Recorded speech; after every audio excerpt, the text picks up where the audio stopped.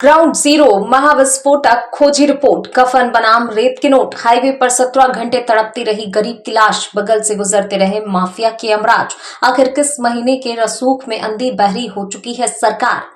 विशेष खोजी ground zero report. Sunil Kumar Mehra, crime reporter, Madhya Pradesh bureau chief, स्वयं मौके पर मौजूद।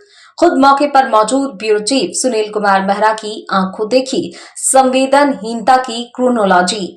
पहला मर्डर सड़क पर 23 तारीख दोपहर 12 बजे।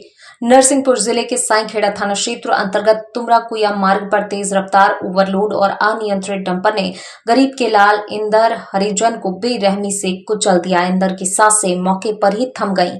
मैं खुद इस खौफनाक मंजर और परिवार की चीख पुकार का चश्मदीद गवाह बना, जहां मानवता को सरेआम कुचला गया। दूसरा मर्डर कागजों पर 23 तारीख दोपहर से शाम। हादसे के बाद अस्पताल में पोस्टमार्टम के नाम पर घंटों की सुस्ती दिखाई। रोते बिलखते परिजन और पूरा परिवार इंसाफ और मुआवजे की भीख मांगता रहा, लेकिन नरसिंहपुर जिला प्रशासन का कोई भी जिम्मेदार नुमाइंदा उनके आंसू पोंछने के लिए अपने एसी कमरों से बाहर निकलने को तैयार नहीं था। जनता का ऐतिहासिक चक्का जाम 23 तारीख शाम 5 बजे से पूरी रात। जब प्रशासनिक गैरत पूरी तरह मर चुकी थी, तब ग्राम तुमड़ा और कुइया के स्वाभिमानी ग्रामीणों और विपक्षी दल के कांग्रेस नेताओं का खून खौल उठा। उन्होंने हाईवे पर शव रखकर चक्का जाम ठोक दिया। पूरी रात कड़कड़ाती ठंड, आंधियों और धूल के बीच महिलाएं, बच्चे, बुजुर्ग सड़क पर इंसाफ के लिए डटे रहे। 17 घंटे बाद खुली प्रशासन की नींद। 24 तारीख सुबह 5 बजे जब जनता के आक्रोश से भोपाल तक वायरलेस सेट गूंजने लगे, तब जाकर हादसे के पूरे 17 घंटे बाद सुबह के ठीक 5 बजे पुलिस कप्तान साहब खुद ग्राउंड जीरो पर पहुंचे। उनके साथ एसडीएम, तहसीलदार और एसडीओपी का अमला भी सुबह सुबह सड़क पर धूल फाकता नजर आया। मजबूरी में झुका प्रशासन। 24 तारीख सुबह 5:30 बजे जब पूरा प्रशासनिक अमला घुटनों पर आया, तब मौके पर ही प्रशासन और डंपर मालिक द्वारा पीड़ित परिजनों को 5 लाख की तात्कालिक आर्थिक सहायता राशि सौंपी गई। दोषियों पर सख्त दंडात्मक कार्रवाई के ठोस लिखित आश्वासन के बाद सुबह 5:30 बजे चक्का जाम समाप्त कराया। मध्य प्रदेश ब्यूरो चीफ सुनील कुमार मेहरा के वो सीधे सवाल जो भोपाल में बैठे हुक्मरानों की कुर्सी हिला देंगे। सवाल नंबर 1, कलेक्टर साहब, क्या रेत माफिया के नोट गिनने में टाइम कम पड़ गया था? सुबह के ठीक 5 बजे जब जिले के पुलिस कप्तान साहब खुद सड़क पर मौजूद थे, उनके साथ एसडीएम, तहसीलदार मुस्तैद थे, तब जिले के सर्वोच्च प्रशासनिक मुखिया यानी कि कलेक्टर महोदय किस रसूखदार के बंगले पर हाजिरी बजा रहे थे? जो मुस्तैदी सुबह 5 बजे दिखाई गई, वो 23 तारीख की दोपहर 12 बजे क्यों नहीं दिखी? क्या ये गरीब दलित की लाश से ज्यादा कीमती इन अफसरों का एसी कैबिन है, या माफिया के सिंडिकेट से आने वाला वो मोटा माल जिसके आगे कलेक्ट्रेट नतमस्तक हो चुका है? सवाल नंबर 2, खनिज अधिकारी महोदय, उस वक्त आपकी ईमानदारी किस खदान पर मुजरा कर रही थी जब हाईवे पर मासूम की लाश रखी थी और पूरा इलाका आक्रोश की आग में सुलग रहा था? तब बौराज खदान, चिकोली घाट, संसार खेड़ा घाट, तुमड़ा खदान, डोभी घाट, बमौरी और पिपरिया घाट पर प्रतिबंधित पोकलेन और जेसीबी मशीनें किसके आदेश पर धड़ल्ले से नदी का सीना चीर रही थी? चक्का जाम के बीच भी माफिया बेखौफ होकर नोट छापने में लगा था और शाम को 5:30 बजे जाकर इन रेत माफियाओं ने अपनी खदानें बंद की। क्या खनिज विभाग के कान इन गरजती मशीनों की आवाज सुनने के लिए बहरे हो चुके थे? एफआईआर दर्ज, लेकिन ये ब्यूरो चीफ की चेतावनी है, कागजी खानापूर्ति नहीं चलेगी। तनावपूर्ण स्थिति को देखते हुए मौके पर भारी पुलिस बल तैनात रहा। थाना प्रभारी संधीर चौधरी के निर्देशन में सहायक उप निरीक्षक मनोज अशरतैफ द्वारा राष्ट्रीय अपराध रिकॉर्ड ब्यूरो एनसीआरबी के एकीकृत जांच फॉर्म 1 IIF 1 के तहत अज्ञात डंपर चालक के खिलाफ मामला तो दर्ज कर लिया गया, लेकिन भास्कर न्यूज की साफ चेतावनी है, ये कार्रवाई सिर्फ फाइलों का पेट भरने के लिए ना हो। आरोपी डंपर चालक को तुरंत जेल की सलाखों के पीछे भेजा जाए और उस खूनी डंपर को तत्काल राजसात कर कोर्ट के जरिए कुर्क किया जाए। हमारी आर पार की स्पष्ट मांगे, पोकलेन और जेसीबी कुर्क हो, बोराज, जिकौली, संसार खेड़ा, तुमड़ा, डोभी और बमौरी खदान पर अवैध रूप से चल रही भारी पोकलेन मशीनों को जब्त कर राजसात किया जाए।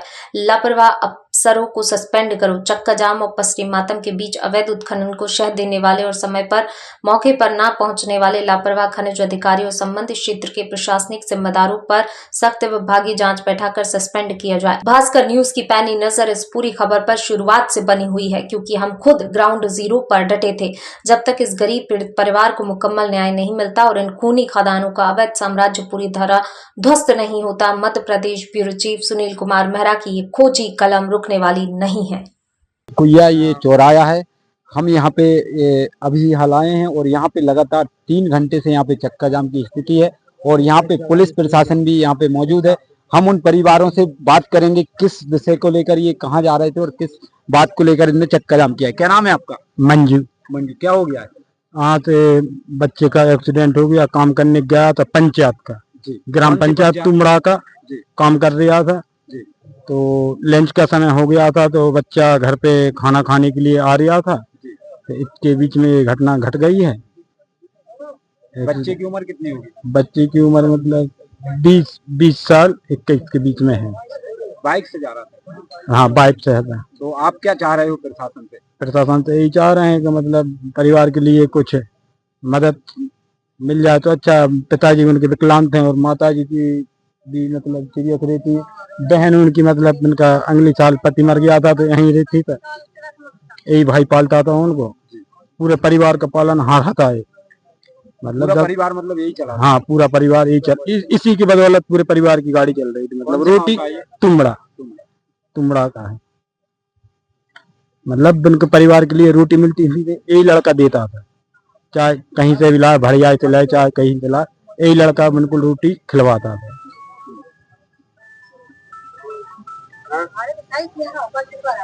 हम यहाँ पे और भी लोगों से बातचीत करेंगे। ये माता जी क्या आप? क्या नाम है आपका माता जी? गुल्लू बाई। गुल्लू भाई, क्या हो गया था इनको? मेरे मोड़ा को कहाँ काम कर तो आप रहा प्रशासन से क्या मांग रख रहे हो? क्या मांगा हमें कौन पालेगा? पाल पारो मेरे बच्चा है तो अब जे मोड़ मोड़ो के नहीं भी कोई पाला तो मेरे आदमी भी कोई पाला। पिछले साल कैसे आपके जो बड़े लड़के थे कैसे एक्सीडेंट में खड़े?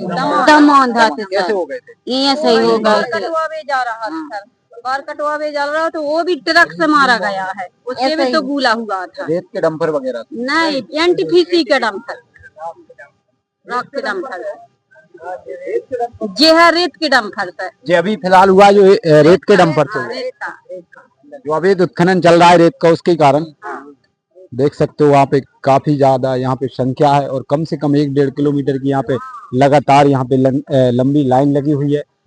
ये तो कब तक ये चक्का जाम रहेगा आप? तो यहाँ पे आपके पास कौन कौन मौजूद आए? यहाँ पे एसडीएम तहसीलदार वगैरह आए क्या? कोई नहीं आए? एसडीएम साहब आए हैं? आप मैडम है बंद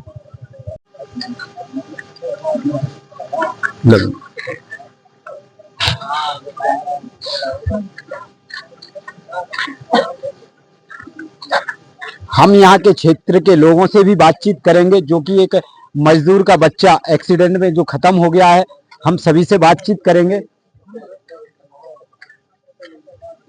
जी सर, ये कौन खत्म हो गया है?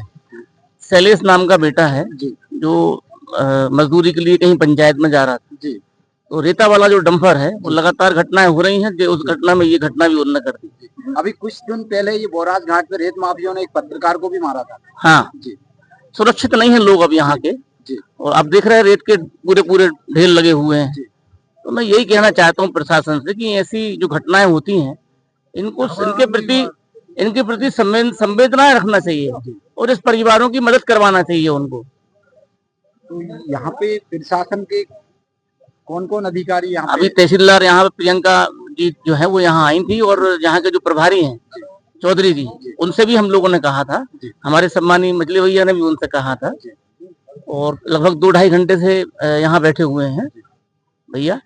लगातार प्रशासन से संपर्क है कि इन परिवारों की मदद की जाए। और इस घटना अब लगातार हम लोग आंदोलन कर चुके, हम लोग ज्ञापन भी दे चुके, पूरी कांग्रेस परिवार नरसिंहपुर 4 बार हो आया, उसके बावजूद भी घटना लगातार हो रही है, घटना बंद होने का नाम नहीं ले रही।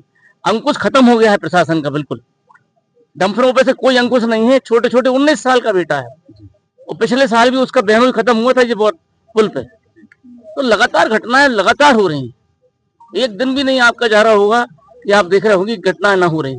11 बजे की घटना हो रही है। 11 बजे की घटना है, अभी बज रहे हैं 7:45। 5 बजे तक जीसीबी बंद नहीं हुई रेत खदान से, अभी चालू है। उनको थोड़ा सा भी डर नहीं। कितने बजे से खदान चल रही है? वो तो जब से एक्सीडेंट हुआ ना, ये घटना घटी है, जब से मशीन अभी तक बंद नहीं हुई, अभी 5:30 बजे तक मशीन चालू रही है। सुबह का एक्सीडेंट है? हाँ 11 साढ़े 11 बजे का 12 बजे दिन का 12 बजे का देखोगे बंद कर देना। नमस्कार दोस्तों, मैं इस वक्त हूँ नरसिंहपुर जिले में कुइया के पास। ये जिला नरसिंहपुर है और यहाँ पे चक्का जाम किया हुआ है साईंखेड़ा के यहाँ पे, जो एक 12 बजे के लगभग यहाँ पे एक एक्सीडेंट हुआ था, जिससे कि एक मासूम बच्चे की स्पॉट पे मौत हो जाती है। रेत माफिया के द्वारा, यहाँ पे डंपर के द्वारा होती है। हम नरसिंहपुर जिला अध्यक्ष जी से बात करेंगे, आखिर ये चक्का जाम कब तक लगा रहेगा और इनको गरीबों को क्या आए दिन ऐसे ही डंपरों के नीचे आना पड़ेगा। जी मैम बोला। आज बड़े दुख के साथ कहना पड़ रहा है कि 11 बजे की घटना है जी। 1:30 बजे PM हो गया था, लेकिन प्रशासन के यहाँ वरिष्ठ ना कोई अधिकारी आए, ना इस बच्चे की कोई व्यवस्था की। आज रोड पे बच्चे को रखे उसके परिवार बैठा हुआ है, इससे बड़ी दुख की बात क्या हो सकती है। एक गाडावारा नरसिंहपुर जिला नरसिंहपुर है, विधानसभा गाडावारा है, और यहाँ के विधायक जो मंत्री हैं इनको एक एक मिनट की खबर मिल रही है, लेकिन वो प्रशासन से क्या इतनी बात नहीं कर पा रहे कि इस गरीब को उचित मुआवजा दिया जाए ताकि इसका संस्कार हो सके। यहाँ गांव के वरिष्ठ लोग भी हैं और उस परिवार के सभी लोग हैं। सभी लोगों की मांग है कि उसको 5,000 मुआवजा दिया जाए, 5 लाख का मुआवजा दिया जाए ताकि वो परिवार का भरण पोषण हो सके। उस परिवार में कोई करने खाने वाला नहीं है, उसका परिवार बहुत गरीब है। उस परिवार का बच्चा मजदूरी करता था और आज ऐसी घटना के तहत तो उसको तुरंत व्यवस्था होना चाहिए, लेकिन बड़े दुख के साथ कहना पड़ रहा है। और हम प्रशासन की भी निंदा करते हैं और नेताओं की भी निंदा करते हैं कि ये संवेदनशील मामला है, लेकिन अभी तक किसी ने इस पर ध्यान नहीं दिया। तो हम यहाँ पर जब तक बैठे रहेंगे जब तक इस बच्चे को मुआवजा नहीं मिल जाता। प्रशासन आए और बात करे और मुआवजा तत्काल दे। मैम, जो बालक खत्म हुआ है उसके बाप विकलांग हैं और वो ही एक बारिश है जो कमाता है। उसका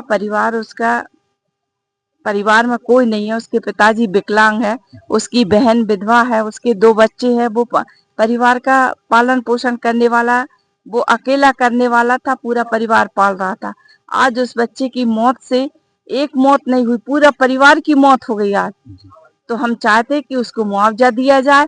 और रेत के डंपर ऐसे तो करोड़ों रुपए रोज कमा रहे हैं, लेकिन इस एक आदमी की जान की कीमत 5 लाख देने को तैयार नहीं है। पूरा क्षेत्र अवैध उत्खनन से परेशान है। आज यहाँ से दिन भर में हजारों ट्रक निकल रहे, रेत निकल रही है, लेकिन प्रशासन ध्यान नहीं दे रहा। यहाँ के नेताओं का संरक्षण है, इसलिए यह पूरा जिला रेत से परेशान है।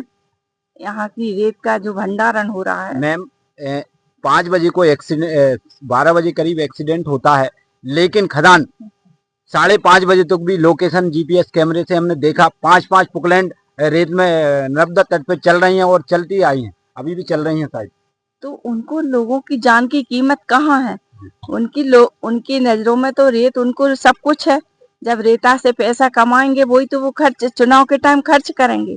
यहाँ अधिकारियों को, नेताओं को टारगेट दिया गया है कि तुम रेत से पैसा कमाओ और सरकार का भरण पोषण करो।